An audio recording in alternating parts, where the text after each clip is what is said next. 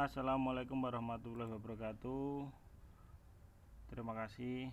Baik, bertemu lagi dengan saya Bapak Tony Setiawan pada perkuliahan keempat dengan mata kuliah keselamatan dan kesehatan kerja. Baik, pertama-tama kita panjatkan syukur kehadirat Tuhan Yang Maha Esa. Kita panjatkan puji syukur, kita panjatkan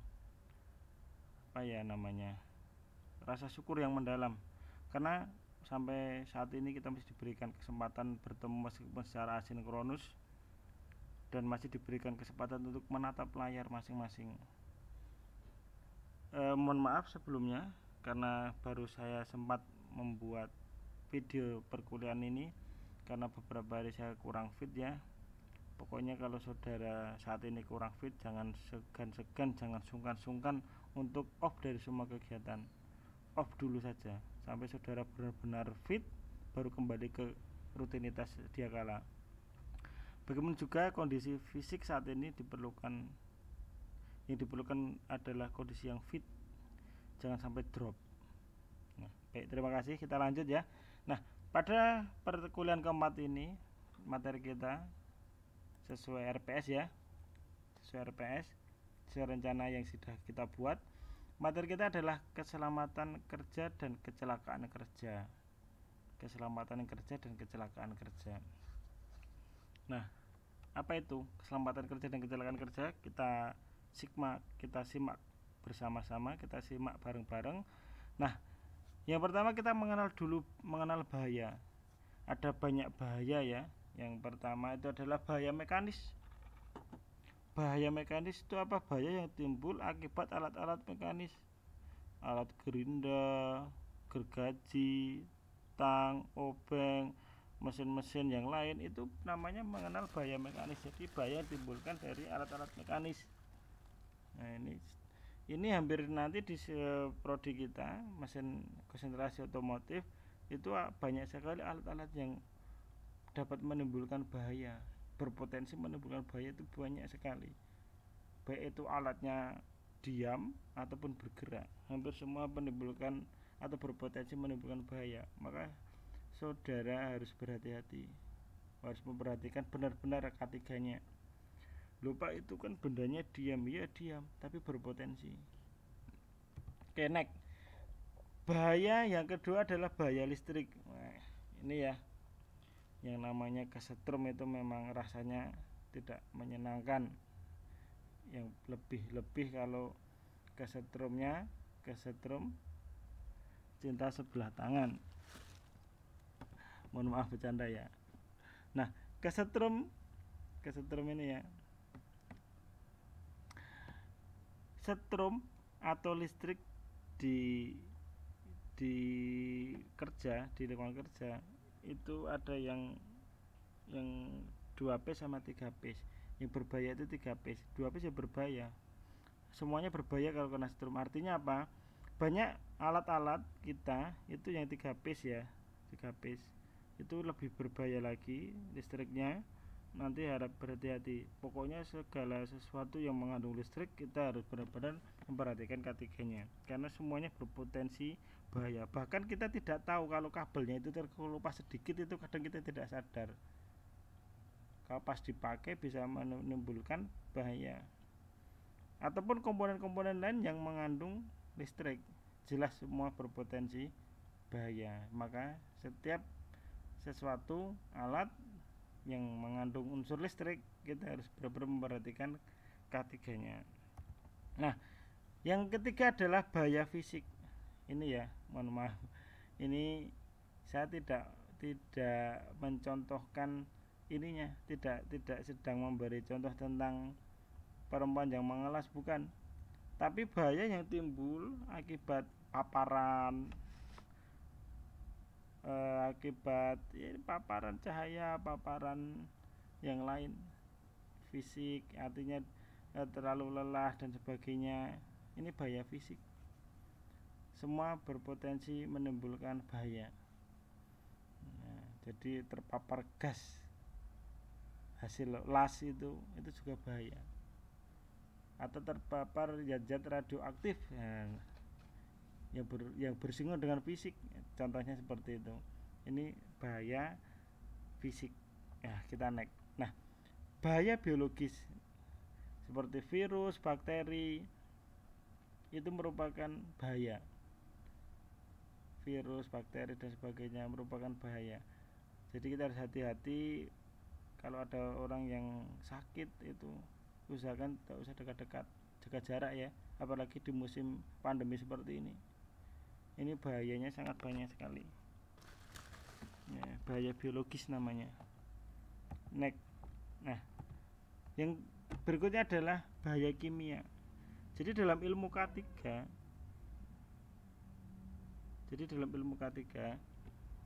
dalam ilmu K3 itu ada namanya bahaya kimia. Bahaya kimia itu bahaya yang ditimbulkan akibat bahan-bahan kimia. Contohnya adalah ini ya. Contohnya adalah minyak rem. Ini dari bahan kimia. Ini kalau terkena kulit itu bahaya. Terkena bodi mobil, bodi motor sama, ini bahaya. Gitu ya. Jadi ini ada cerita begini. Mahasiswa diminta tolong untuk menuangkan minyak rem. Sepertinya belum diberi pengetahuan tentang K3-nya. Sampai luber. Sampai mengenai part-part atau komponen mesin yang lain. Ya jelas bahaya. Bisa timbul karat dan sebagainya.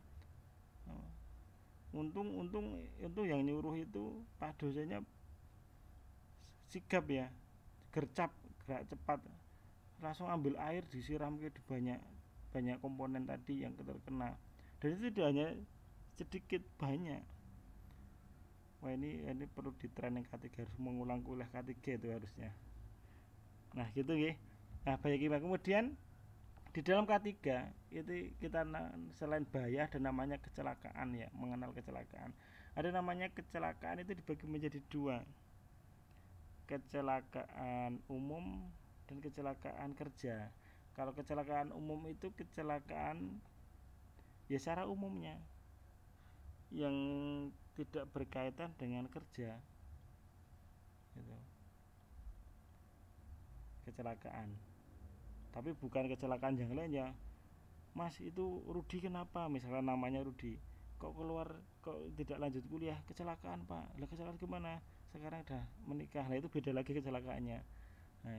Nah ini kecelakaan secara umum itu adalah kecelakaan yang bukan kaitannya dengan kerja. Contohnya kecelakaan lalu lintas, dalam tanda kutip lalu lintas bukan saat bekerja. Jadi kecelakaan secara umum saja. Atau anak kecil yang terjatuh dari sepeda seperti itu namanya kecelakaan secara umum. Nah, baik, selain bahaya dan namanya dalam ilmu K3 itu kecelakaan. Nah, kecelakaan umum dan kecelakaan akibat kerja atau kecelakaan kerja. Segala sesuatu kecelakaan yang timbul akibat dia bekerja disebut kecelakaan kerja. Begitu ya. Loh, Pak tadi katanya kecelakaan lalu lintas bukan itu umum. Kalau konteksnya dia sedang bekerja, katakan driver ojek online, katakan seperti itu, ya dianggap kecelakaan kerja karena konteksnya sedang bekerja. Kalau umum itu tidak ada hubungannya dengan kerja, tapi kalau kita kaitkan dengan kerja berarti masuknya kecelakaan kerja. Ini adalah kecelakaan yang timbul atau yang terjadi akibat bekerja, namanya kecelakaan kerja. Ini kita bahasnya agak panjang ini, artinya banyak hal-hal yang harus Anda bedakan. Oke, next ya, kita next. Nah, ada yang namanya kejadian hampir celaka. Jadi ada kecelakaan itu, ada kecelakaan umum, ada kecelakaan kerja. Kejadian hampir celaka atau near miss, ini ya, near miss. Ini hampir celaka, artinya begini, sudah terjadi tapi akhirnya selamat. Contohnya ini contoh sederhana sekali ya. Ini barangnya jatuh, hampir saja mengenai, tapi selamat, tidak jadi mengenai. Namanya near miss, kejadian hampir celaka. Ini sering sekali di tempat kerja, sering sekali. akibat kurang memperhatikannya K3. Jadi harapan kita semua ya, setelah mempelajari mata kuliah K3 ini, saudara bisa benar-benar menerapkan K3 dan memperhatikan dan menerapkannya. Ejawantahnya K3 itu ya pada diri kita sendiri dan tempat kita bekerja. Segala sesuatu yang kita gunakan untuk bekerja itu harus benar-benar kita perhatikan. Contohnya tadi menuang minyak rem saja, menuang minyak rem itu ada K3-nya. Orang sembarang disiram, kena ngendi-ngendi malah tombok bengkelnya. Nah, kita next ya, next. Nah, sekarang ada istilah namanya tindakan tidak aman. Jadi kalau tadi hampir kecelakaan, sekarang tindakan tidak aman. Ini saya contohkan. Orang sedang mengelas ya. Saya lihat di sini. Saya ganti warna saja. Nah, ini di sini. Maaf, ini laser saja. Nah, dia di sini mengelas. Ini sudah bisa dilihat ya. Inilah listrik, mereknya Riu. Ini alat lasnya. Dia hanya menggunakan kacamata hitam.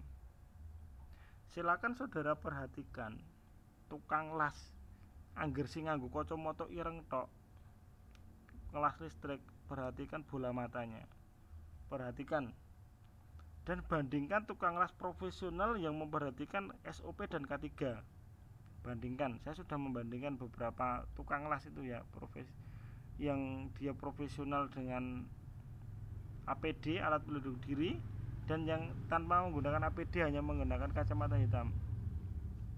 Itu pernah saya wawancarai, Mas, jenengan ki ngelas gara kacamata ireng tok, apa ya kuat? Ya nyatanya saya ini kuat. Tatap bola matanya dan bandingkan dengan bola mata yang profesional atau orang normal. Jelas sekali perbedaannya. Silakan saudara pelajari atau cermati. Atau bahkan ada orang di sekitar saudara itu yang biasanya ngelas listrik ya kacamata ireng, tatap bola matanya, bandingkan.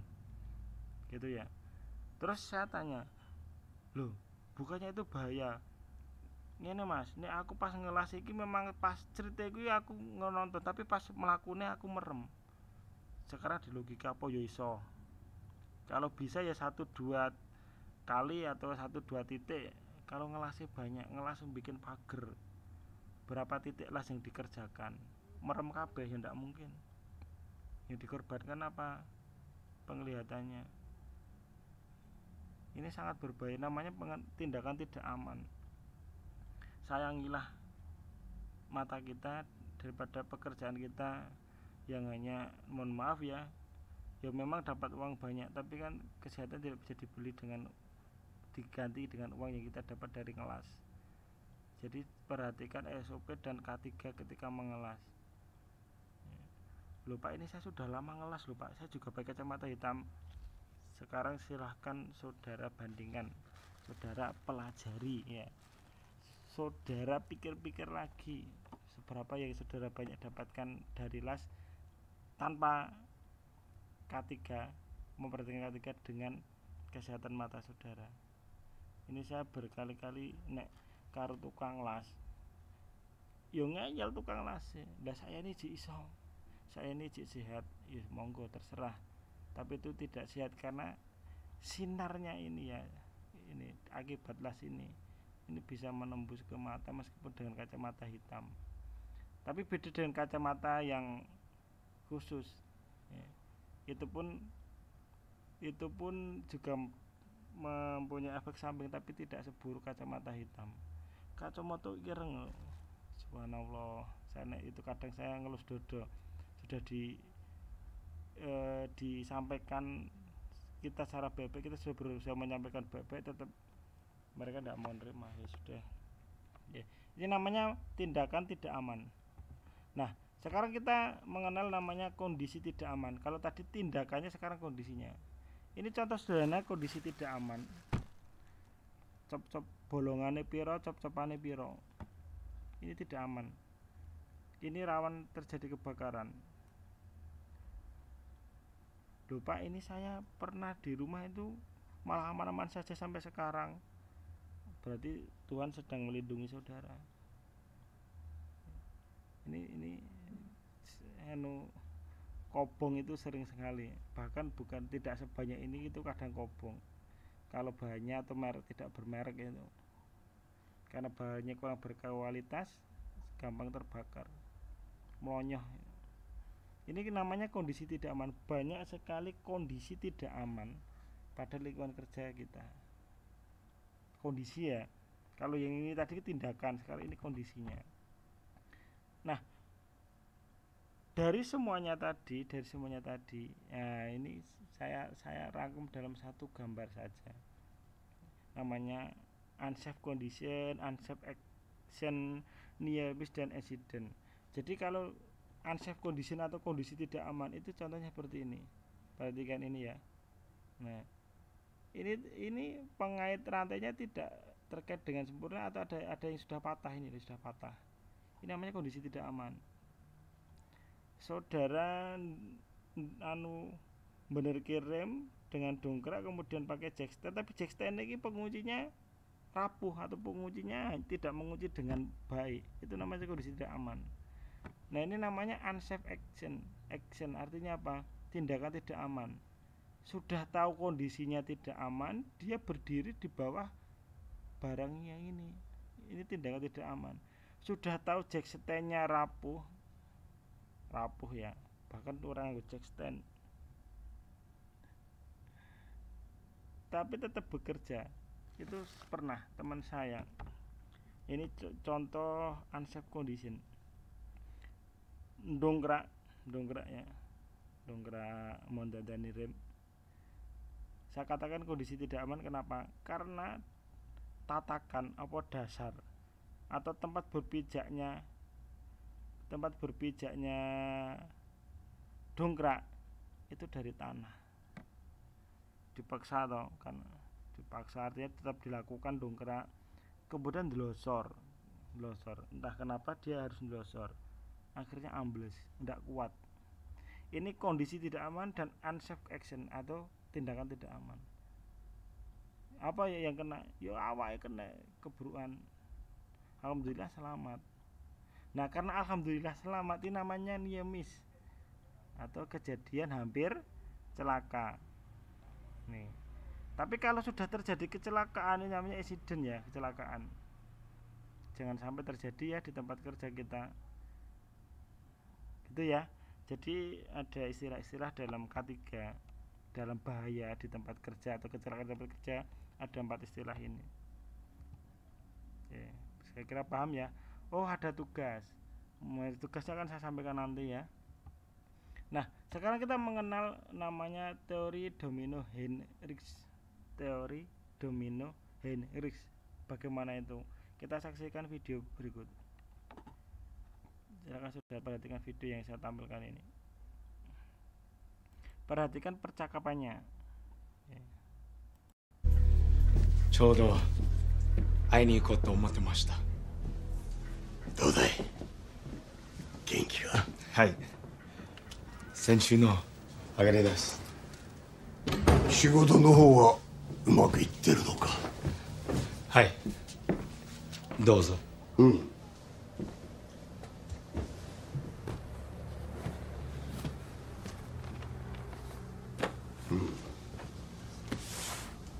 実はな、この中身のことだがよくわからん。半分も理解できんぞ。ちょっとややこしいかもしれません。お前の相棒がな、わしらの金をごまかしているのはこのわしも分かっておる。だとしても大した額ではないはずです。こういうことわざがある。 Oke, mulai dari sini ya. Ada pepatah kuno bilang, 釘が不足で蹄鉄打てず、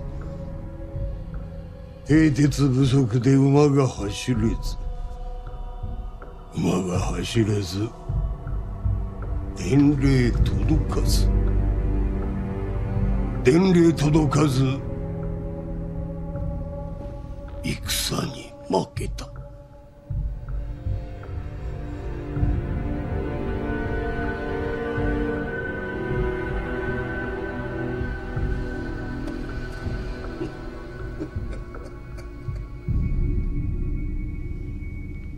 お前の親父が懐かしいの。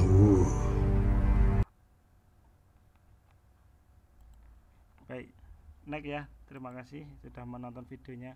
Jadi teori domino Hendrik tadi bisa digambarkan dari tadi ya, pepatah kunonya, tapal kudanya yang hilang satu dan sebagainya. Artinya apa?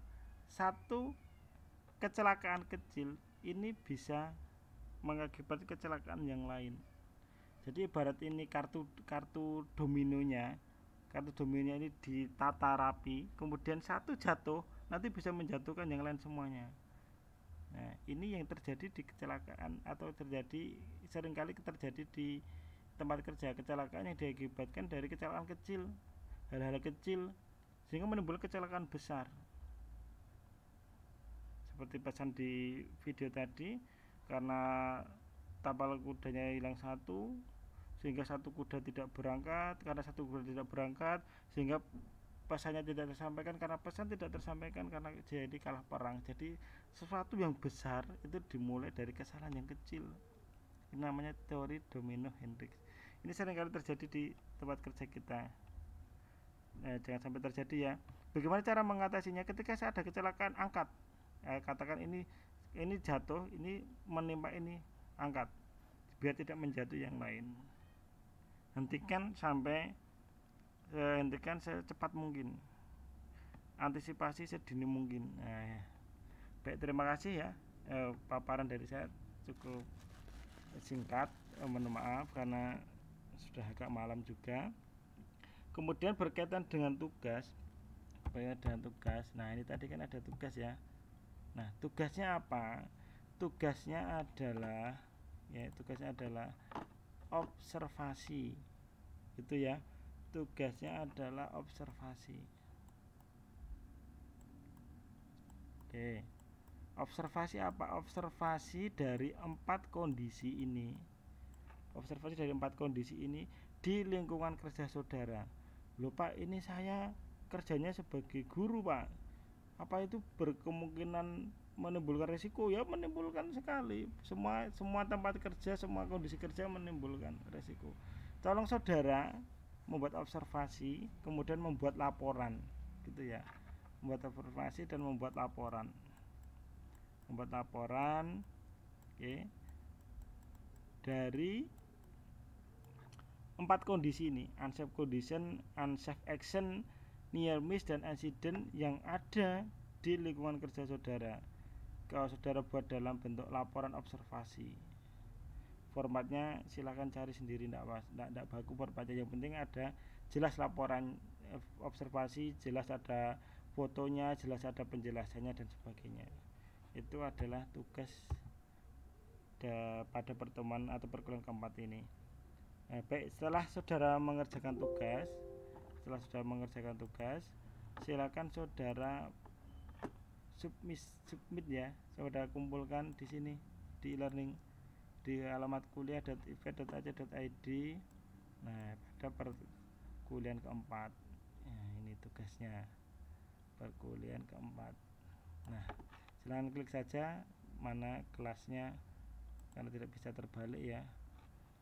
Nah, silakan saudara buat tugasnya dalam bentuk laporan observasi, kemudian diupload di sini. Seperti itu ya. Baik, kurang lebihnya mohon maaf. Akhir kata sekian, terima kasih. Assalamualaikum warahmatullahi wabarakatuh.